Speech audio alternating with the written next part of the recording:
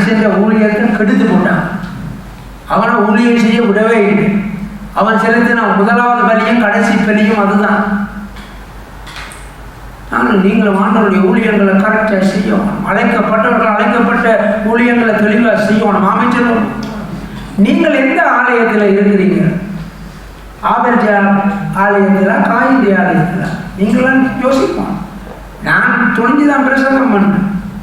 என்னுடைய சபை அழைக்கப்பட்டதா இல்லையான்னு நீங்க பார்க்கணும். அமைச்சர்கள் ஆமே, இது அழைக்கப்பட்டதா அழைக்கப்படவில்லைன்றதை நீங்கள் சிந்திக்க அழைக்கப்படுகிறீர்கள்.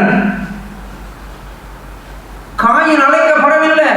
அவனுடைய பலி செலுத்தலுடைய ஆராதனைகளை பங்கு கொள்ளக்கூடாது. அவன் கொலை வரியன்.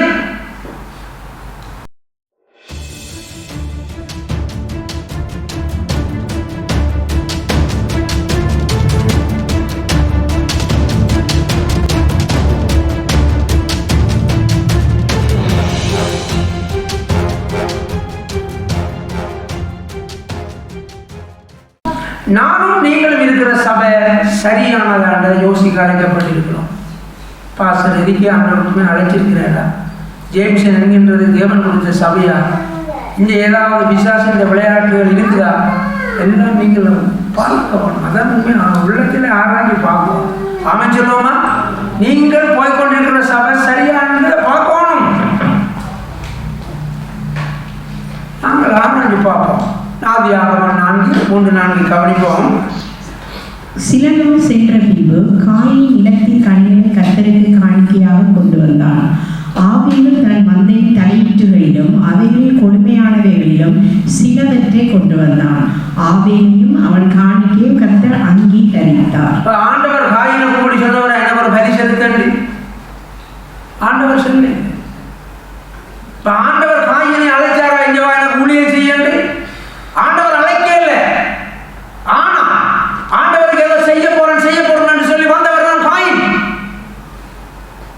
ஆண்டவர் தேவன் அழைக்காத ஒரு மனுஷன் எப்படி தேவனுக்கு பிரியமான ஒரு காணிக்கையை செலுத்த முடியும்? நானும் நீங்களும் தேவனுக்கு பிரியமாய் வாழ அழைக்கப்பட்டிருக்கிறோம். ஆனால் ஆண்டவருடைய ஊழியங்களை செய்வதற்கான விசேஷமான தெரிந்து கொள்ளுதலும் அழைப்பும் மிக முக்கியமானது. பிரியமானவர்கள், காயினை தேவன் கூப்பிடவும் இல்லை, அழைக்கவும் இல்லை. எனக்கு ஒரு காணிக்கையை செலுத்து, பரிசெலுத்தென்று தேவன் சொல்லவும் இல்லை, கேட்கவும் இல்லை. ஆபேலும் தன் மந்தையின் தலையீட்டுகளிலும் அவைகளில் கொள்மையானவைகளிலும் சிலவற்றை கொண்டு வந்தான். ஆபேலையும் அவன் காணிக்கையையும் கர்த்தர் அங்கீகரித்தார். கடன்களை தட்டித்தவனை மகிமைப்படுத்துவோமா? கூப்பிட்டது ஆண்டவர். ஆபேலை பற்றி ஒன்றும் பேச கிடையில. காயின் தொடங்கிட்டார் முந்தியடி. காயின் அண்ணா தம்பியை கொலை செய்தார். பாருங்க எங்க பிரச்சனை துவங்குது.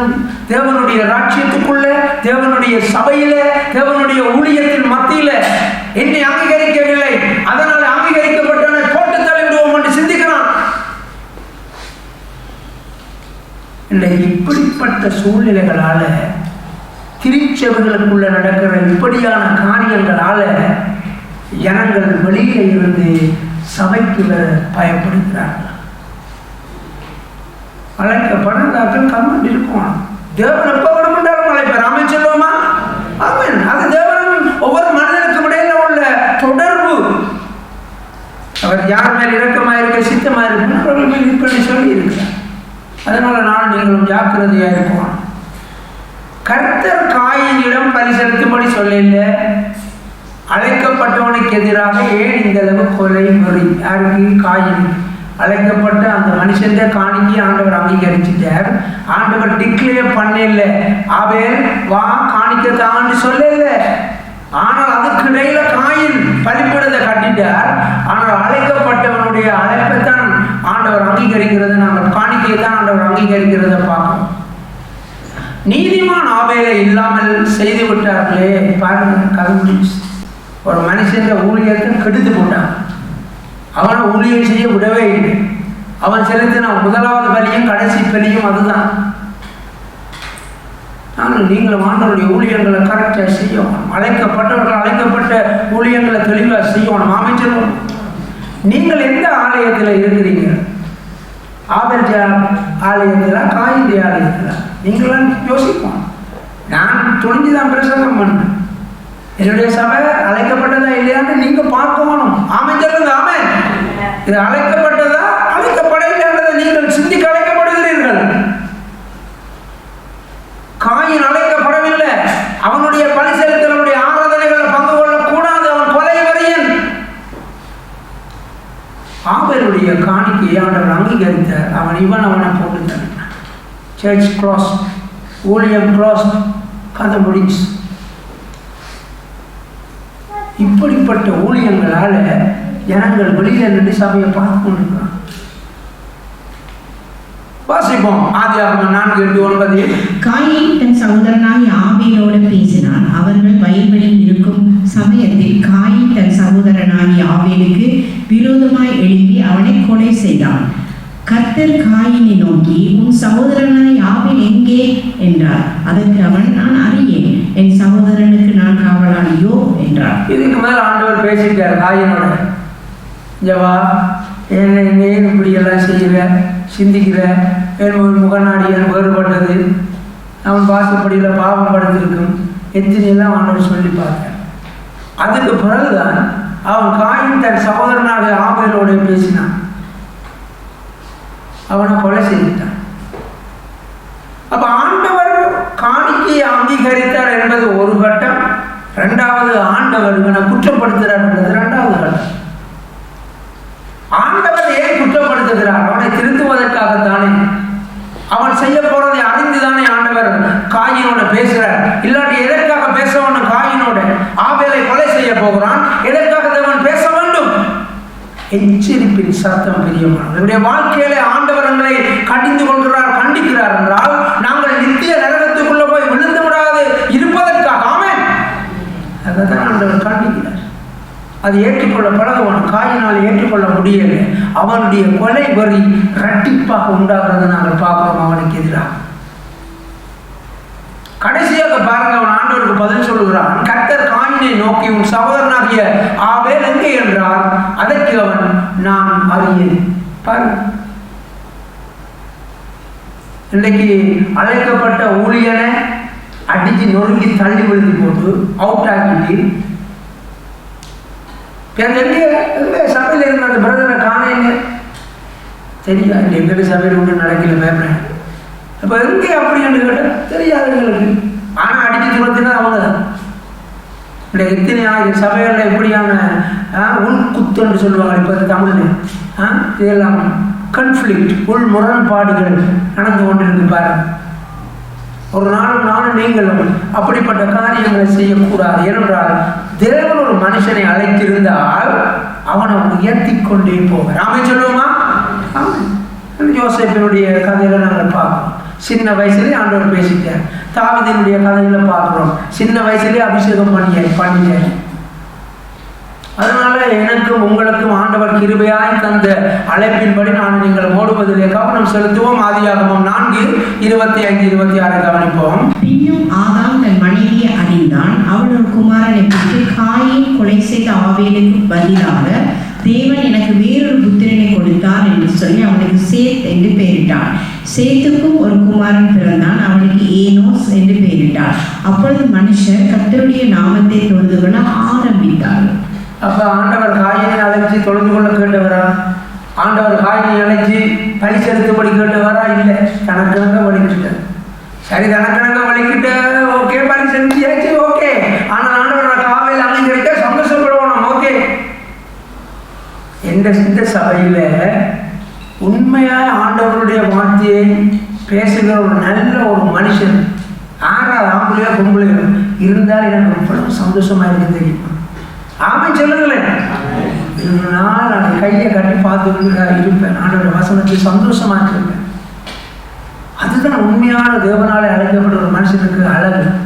இதுதான் பாருங்களேன், இதுல உள்ள ரகசியம் இல்லை.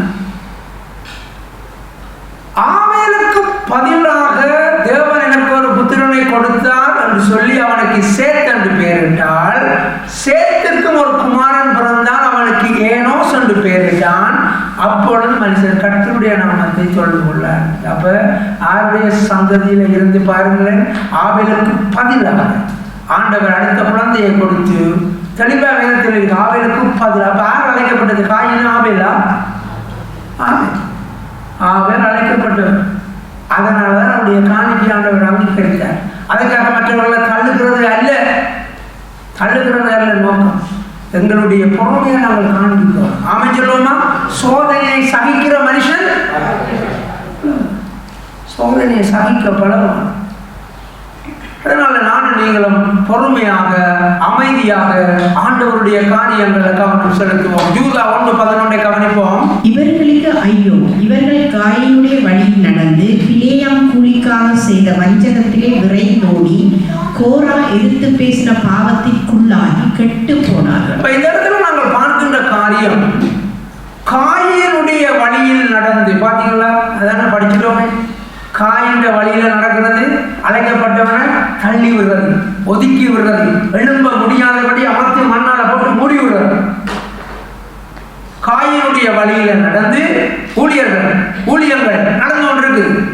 பிலேயாம் கூலிக்காக செய்த வஞ்சகத்திலே விரைந்தோடி, பாப்பமா என்னன்னு சொல்லி, பிலேயாம் பாலாக் என்ற மோவாபியனுடைய ராஜா. அப்ப அவர் ஒரு பார்த்தார், என்னடா ஒரு பெரிய கூட்டம் ஒன்று வந்து தேசத்தை மேய்ச்சி கொண்டு இருக்குதான். தேசத்தை மேய்கிறாங்க என்றால் என்ன? அப்படியே நாங்கள் இடம்பெயர்ந்து, யாழ்ப்பாணத்தில் இடம்பெயர்ந்து தென்மாராட்சிக்கு போய் அந்த வீட்டு கோழிகளெல்லாம் களப்படுத்த, அப்படியா நாங்கள் செய்யல. ஆண்டு சோதனை குழம்பெயர்ந்தேன். எல்லாத்தையும் விட்டு எல்லாத்தையும் காசு கொடுத்தாட்டும் எல்லாம் வேண்டி ஆடு மாடுகளை வேண்டி இறைச்சி அடிச்சு சாப்பிட்டு யோசிப்பாங்களான்னு, என்னடா எங்கள்கிட்ட ஊரில் வந்து எங்கிட்ட ஆடு மாடு கோழி எங்களுக்கு இல்லை, யாழ்ப்பாணத்திலிருந்து வந்து எல்லாம் வேண்டி போட்டாங்கல்ல, அப்படி இருக்கு. உதாரணத்துக்கு சொல்றேன். இவர்கள் எல்லாரும் அப்படித்தான் வந்து இருக்கிறார்கள், லட்சக்கணக்கான ஜனங்கள். இப்போ பார்க்குறான், விட்டாளுங்கிற தேசத்தை அப்படியே அமர்த்தி போடுவாங்க போல. அப்போ பிலேயாம் என்ற ஒருவனை கூப்பிட்டு வா, இவங்களை சபி கேள்விப்பட்டிருக்கலாம் சேவல். இந்த பிலேயாம் ஆசீர்வதிச்சால் ஆசீர்வாதமாக இருக்குன்னு சபிச்சால் சபிக்கப்படணும்னு கேள்விப்பட்டிருப்பேன். ஏன்னா ராஜாவுக்கு சரியான தகவல் தான் கிடைச்சிருக்கும். அதனால ராஜா கூப்பிடுறாருன்னா பிலேயாம் சாதாரண ஆள் கிடையாது. அப்போ கூப்பிடுகிறேன். இப்போ பிலேயாம் வந்து பாருங்களேன், தன்னுடைய முதல் மாட்டேன் ஐயோ ஆண்டவர் அப்படி பேசல, அவர் மனம் மாற மனபுத்திரன் இல்லை, ஐயோ அவர் கத்துறவங்க நல்லவர் தெரியுமா, அவற்றை ஜனங்கள் இவங்க எல்லாம் சொல்றேன்.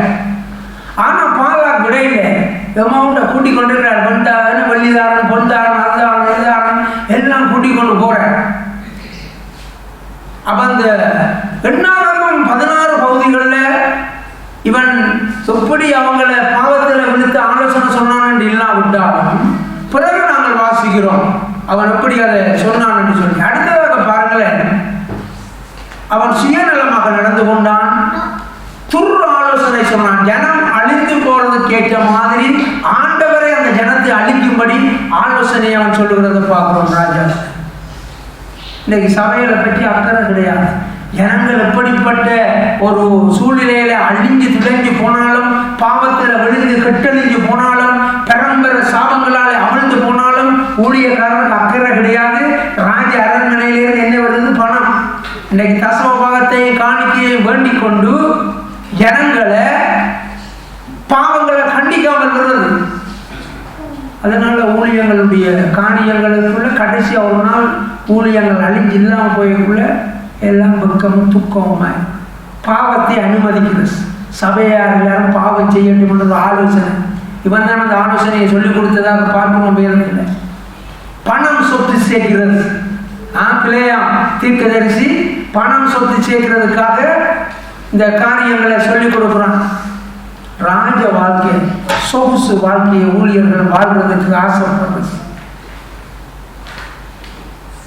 வாசிப்போம் மன்னாகமம் 25:1-2. இஸ்ரவேலின் தித்தீனிலே தங்கியிருக்கையில் ஜனங்கள் மோவாபின் குமாரத்தியரோட வேசித்தனம் பண்ண தொடங்கினார்கள். அவர்கள் தங்கள் தேவர்களுக்கு இட்ட பழிகளை விருந்துண்ணும்படி ஜனங்களை அழைத்தார்கள். ஜனங்களை போய் புசித்து அவர்கள் தேவர்களை பணிந்து கொண்டார்கள். இந்த இடத்துல நாங்கள் பார்க்கின்ற காரியம், அவன் பிள்ளையாம் பாலாக் ராஜாவுக்கு சொன்ன ஒரு ஆலோசனை, ஆண்டவர் நல்ல ஒரு அவங்களெல்லாம் சமைக்க மாட்டேன்னு சொல்லி கொண்டு நான் இன்னும் உனக்கு அங்கே படுதாரன் இங்கே படுதாரன் எல்லாம் கூட்டிக்கொண்டு போக அவர் சொல்ற, நான் சமைக்க மட்டும் மாட்டேன்னா ஒரு நாள் ஆண்டவர் சொல்லிட்டார் நான் செய்யக்கூடாதுன்னு சொல்லிட்டார். ஆனால் ஒரு ஐடியா வந்து சொல்றேன், அந்த ஜனம் தாங்களே அழிக்க போறதுக்கு ஒரு ஐடியா சொல்றேன். அதைத்தான் சொன்னாங்க, மோவாபின் குமாரத்திகளோட இவங்க என்ன செய்துட்டு வேசித்தனம் பண்ணட்டும். அப்போ உண்மையில அவருடைய சரித்திரத்தின்படி பார்த்தால் இந்த அழகான பொம்பளையில அவங்களோட கூடாரத்துக்கு அனுப்பினாங்கன்னு சொல்லி ராஜாவால முடியுமா இல்லையா? அப்போ அனுப்பினாங்கன்னு சொல்லி அப்போ சபை எட்டுகள் கட்டாலும் பரவாயில்லை. இந்த சுவிஸ்காரனுடைய சேர்ச்சில் நான் தெளிவாக கேட்பேன், திருமணம் ஆகாமல் உண்டாயிருக்கிறத பற்றி நடுவோம் கேட்பேன். அதை பற்றி நீங்கள் பாவம் ஒன்று கண்டிக்கிறீங்களா? அது விபச்சாரம் பண்ணி நாங்கள் கண்டிக்கிறது, இந்த சபையை பாசன்னு சொல்லுவோம், தாங்கள் அதை கண்டிக்கிறதுன்னு சொல்லுவோம். திருமணம் செய்யாமல் உண்டாயிருக்கிறது பாவம். அப்போ இந்த இடத்துல பார்க்குற மோவாவின் குமாரத்திகளோட வேசித்தனம் பண்ண தொடங்கினார்கள். அவர்கள் தங்கள் தேவர்கள்கிட்ட பலிகளை விருந்துண்ணும்படி பிறகு அதோட என்ன செய்யறாங்க? அடுத்தது அவங்களோட கடவுளை கும்பிடுத்து வந்துட்டாங்க. அப்போ அவங்க அந்த பொம்பளைகளுக்கு அடிமையானது மாத்திரமல்ல, அந்த பொம்பளைகள் கும்பிடுகின்ற தெய்வங்களையே கும்பிட்டு யாரடி அடிவாங்குறாங்க? கர்த்தரையே அடிவாங்குறாங்க. அப்ப சபையில் உள்ள ஜனங்களை பாவத்துக்கு தப்புவித்து கர்த்தரிடத்திலிருந்து ஆசீர்வாதத்தை பெற்றுக் கொடுப்பதல்லவா ஊழியக்காரருடைய நோக்கம் எண்ணமா இருக்கும். ஒரு பணத்தை சம்பாதிக்கிறதுக்காக, தன்னுடைய சொந்த ராஜபோக வாழ்க்கைக்காக சபையே பலி கொடுக்கிறவனாக இருக்கிறான். பிள்ளையா கூலிக்கு பொருந்தினவனாக என்று சொல்லப்பட்டிருக்கு. இப்ப தேவனுடைய ஊழியர்களும் சபைகளும் அடிபட்டு போவதற்கான காரணத்துல இதுவும் ஒன்று காரியம். அந்த மேய்ப்பர்கள் இந்த மந்தைகள் மேல அக்கறை இல்லாமல் இருக்கிறார்கள். மந்தைகளை சிதறடிக்க பண்ணுகிறத நாங்கள் பார்க்கணும். இந்த ஊழியர்களுடைய நோக்கம் அதுதான், பணம் சம்பாதிக்கிறது, சொகுசாக வாழ்வது. அப்ப நாங்கள் பார்க்கின்ற காரியம், காயின் அழைக்கப்பட்ட ஒரு பிள்ளைய அழிச்சு போட்டான் ஆரம்பத்திலே. அப்ப காயின் அதுக்கு பிறகு ஆராதனை செய்து அப்படி இருக்கும் நினைக்கிறீங்க? யார் வந்து நிற்பேன் நினைக்கிறீங்க? வழிபடுறது யோசிச்சு பாருங்க. அழைக்கப்படாதவர்கள் உண்டாக்குற சபைகளால ஊழியர்களால் வருகின்ற தீமைகளை பாருங்க. ஏன்னா அழைக்கப்பட்டவன் இல்லை, அந்த ஊரில் அவுட். பிள்ளையா ஊழியக்காரன் தீர்க்கதரிசி நான் சமைக்க மாட்டோம், சீச்சி ஆண்டவற்ற பிள்ளைகளெல்லாம் நல்ல மாதிரியெல்லாம் வசனங்களை சொல்லி போட்டு துரு ஆலோசனையை சொல்லி கொடுக்குறான் ராஜா. ஜவான மோவாவை பொம்பளையில் அனுப்பிவிடு, ஆண்டவரே அவங்களை அடிப்பேன். ஆண்டவர் அடிக்க 24,000 பேர் செத்தான். பயங்கரமான துன்பம் நடந்தது சபைக்குள்ள. அடுத்தவர்கள் வாசிப்பம் என்னாகவும் 16:1-2.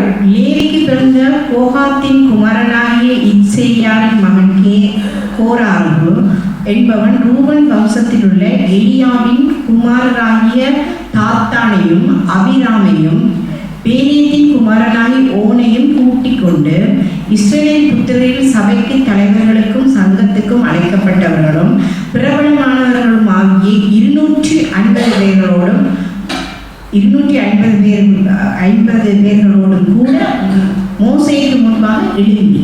அவர் கோராகு என்கின்ற ஒருவன், நாங்கள் வடிவாக காமிக்குவாங்க மாண்டவர் சத்தியம், 250 பேரை ஆக்களை சேர்த்து போனப்ப சாதாரணமான கோராகு ஆனது. அவர் லேவி கோத்திரம் தான், அது ஆதம் மிரியம் மோசே எல்லாம் ஒரே கோத்திரத்தை சேர்ந்தாக்க அவனுக்கு அந்த தகுதி இருக்குதுன்றது உண்மை, தகுதி இருந்தது உண்மை.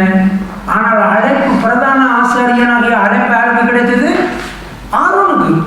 மகா பரிசுத்தத்துக்குள்ள போயேருமா எல்லாம் இடுப்பில் கைதியெல்லாம் கட்டி கொண்டு போறாங்க, செத்தால் பிடிச்சு கொடிய இழுக்கிறது. ஸோ அப்படியான மகா பரிசுத்த ஸ்தலத்தில் பிரதான ஆசிரியனாக ஆரோன்றதை பார்த்து ஆளுக்கு பொறாமையான. அப்போ ஆக்களை கூப்பிடே ஆண்டவர் எங்களோட பேச மாட்டேன், நாங்கள் செய்யணும். அப்போ அவங்க சொல்லுற காரியம், சபையின் நடுவே கர்த்தர் இருக்கிறார், சபையின் நடுவே கர்த்தர் இருக்கிறார். கவனிப்போன காரியங்களை பார்ப்போம், வசனங்களை பார்ப்போம், என்னென்று பார்ப்போம். வாசிப்போம் 16:3.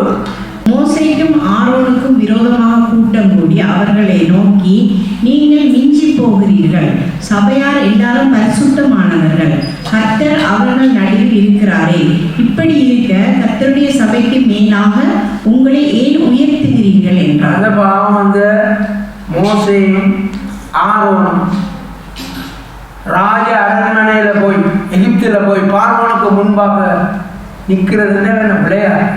லட்சக்கணக்கான அடிமைகளாக இருக்கிற ஜனங்களை வெளியில கொண்டு வரதுன்றது கோராக போய் செய்திருக்கிறார். மோசையோட தேவன் போனபடியால் தான் இது நடந்தது. கரங்களை தட்டி தேவனை மகிமைப்படுத்துவோம்.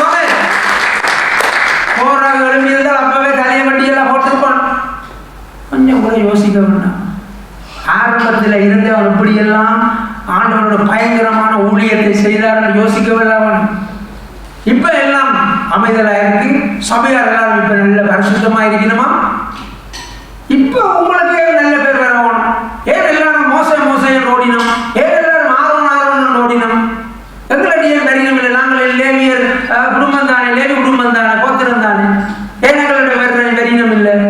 அப்ப நீங்கள் உங்களை எல்லாம் உயர்த்தி வச்சிருக்கிறீங்க, நீங்களாம் கூட்டம் நடத்துறீங்க, நீங்களாம் நாங்கள் பேசுறீங்க, நீங்களாம் சர்ச்சுக்கெல்லாம் ஒழுங்கு செய்றீங்க.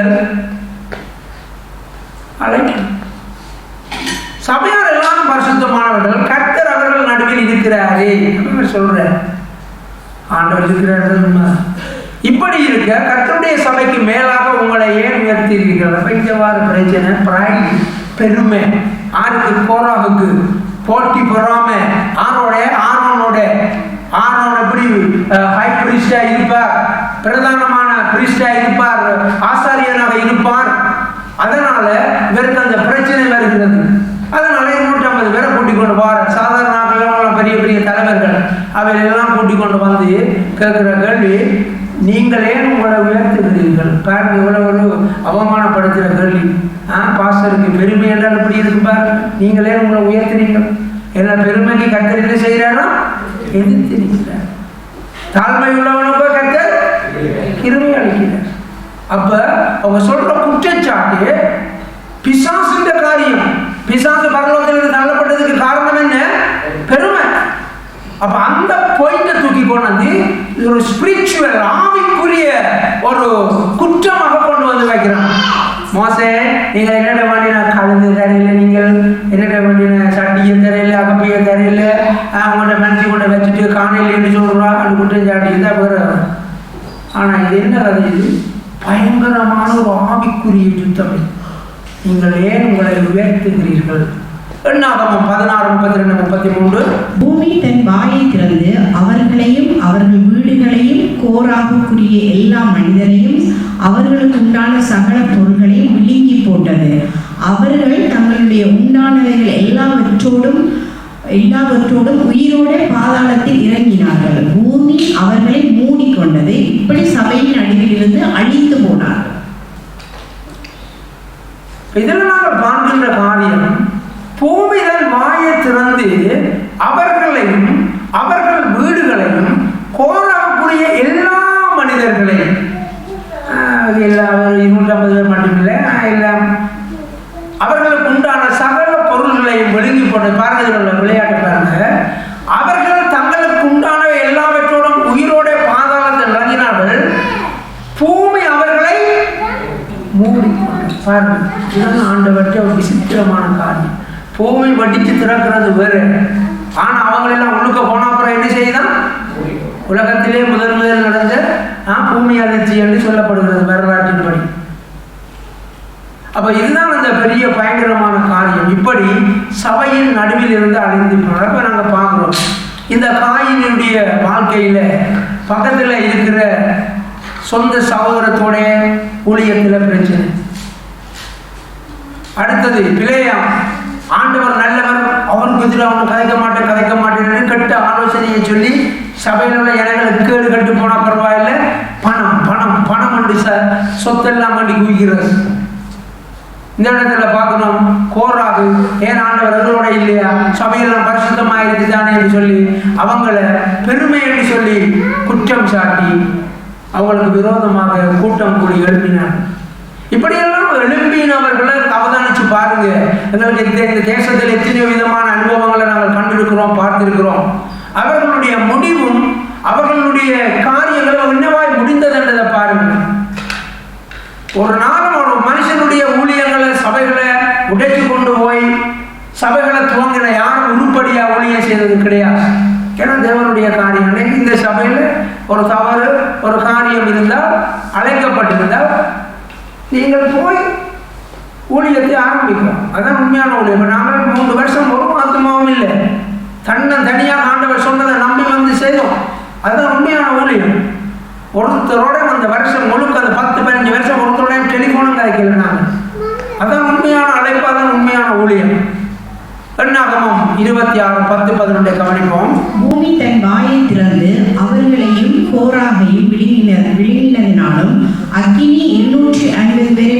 சத்தத்தினாலும் அந்த கூட்டத்தார் செத்து ஒரு அடையாளமானார்கள். கோராகின் குமாரரோ சாகவில்லை. உங்களுக்கு ஒரு நல்ல செய்தி இல்லை. 11ஆம் வசனத்தை திருப்பி வாசிங்க. கோராகின் குமாரரோ சாகவில்லை. கரங்களை கட்டிக்கிறவங்க மகிமைப்படுத்துங்க.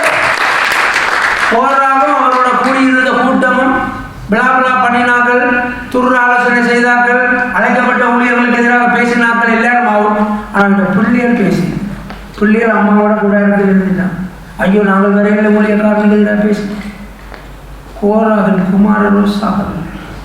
தேவையான நம்முடைய வாழ்க்கையில் நானும் நீங்களும் இப்படியான ஒரு நீதி நியாயத்தை கைக்கொள்ளுவோமா இருந்தால் ஆண்டவர் என்னையும் உங்களை தப்பிப்பார். ஒரு நாள் இப்படிப்பட்ட கூட்டங்களோடு சேரக்கூடாது. இப்படிப்பட்ட ஊழியர்களுக்கு எதிராக விரோதமாக பேசுகிறவர்களோட சேர்ந்து நாங்கள் பேசக்கூடாது.